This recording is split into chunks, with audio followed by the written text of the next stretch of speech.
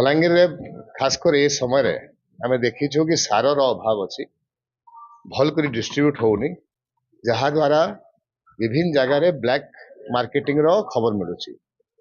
और तार छड़ा फार्मर्स कार्ड को नेकरी गोटे अभियोग आछि तेणु आज एग्रीकल्चर विभाग एजुकेशन विभाग ड्रिंकिंग वाटर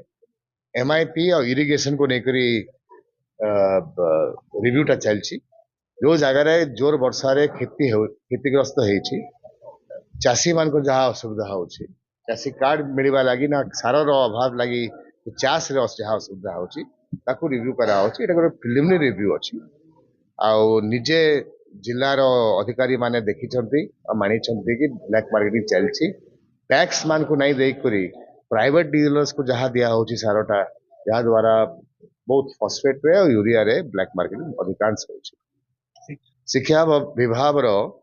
जहाँ हमें देखीछु टीचर्स ट्रांसफर को नहीं करी बहुत जगह रे अभियोग आछि कि जो रैशनलाइजेशन हे करी ना जहाँ ह्यूमैनिटेरियन ग्राउंड ट्रांसफर हवा कथा ताकू ट्रांसफर नहीं करी करी विभिन्न कारण अन्य लोग को ट्रांसफर हेछि स्पेसिफिक ब्राइबरी रो करप्शन ता मु तो कहि परिबिनी पर जहाँ दिसुछि बलांगीर जिल्ला रो जो शासन अच्छी से माने विदाउट ड्यू कंसिडरेशन